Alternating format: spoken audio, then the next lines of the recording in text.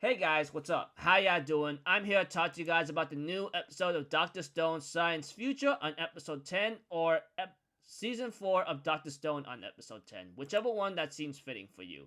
This episode right here had many hilarious moments, but other than that, let's just get this started.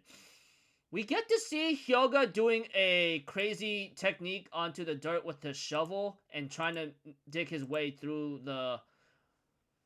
underneath the base of the enemy or territory of the enemy. But we have to it that their drill is finally made, but they just need to get the other parts along to work with them. Well, despite the situations, we have to it that Taiju is sent off to go deliver the goods or the materials to Chrome and the group that's with them. So Taiju ends up meeting Carlos and Adams to like asking them, "Hey, you want to join up with me? We're gonna go through the same direction." With some hilarious moments that Adams and Carlos are fighting each other, going like, "Hey, why don't you go with him? I could be the bodyguard," and it was just hilarious. But other than that, we get to see that Taiju brings Carlos along, and Carlos realizes that the Science Kingdom and Taiju is not really bad people. The way I look at it, it's understandable. Despite the situations, we get to see that Taiju has Carlos drive him to the location, and Carlos, however, gets tied up, sadly, which is really hilarious because he's the enemy.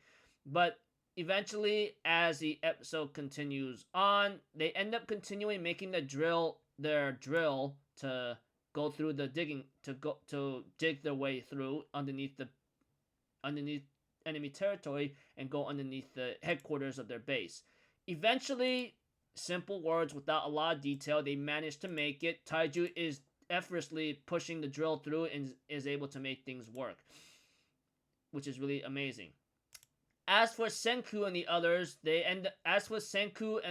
that's on the ship right now, Ryusei is trying to get the carrier and plane built to get ready to go into action. Senku was still able to talk despite having a lot of damage happen to him, and we get to see Luna helping Senku out and talking with him.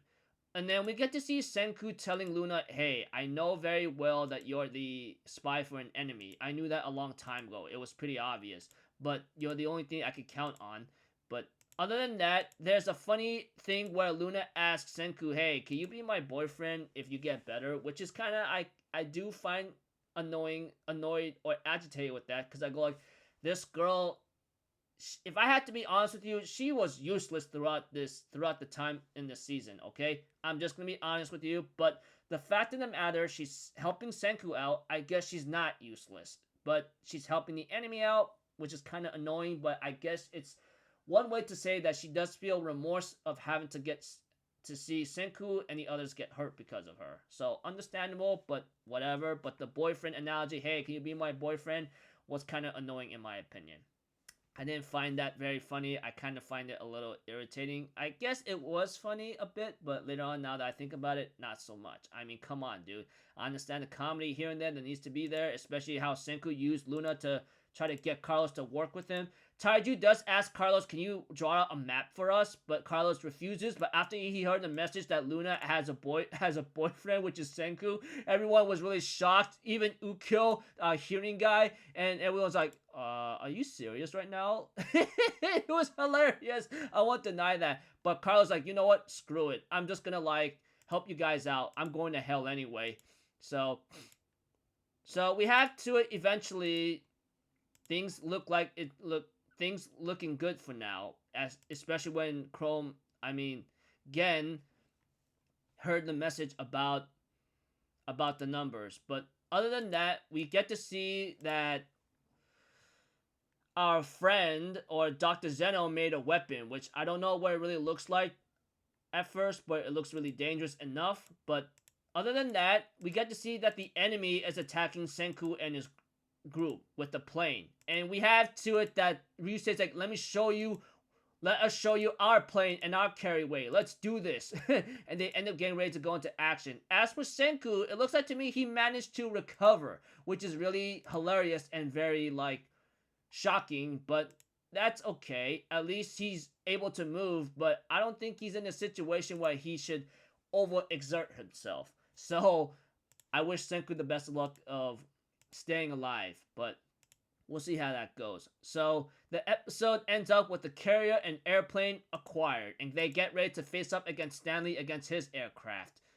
So I go like, okay, good luck with that. Okay, good freaking luck with that. But other than that, funny stuff.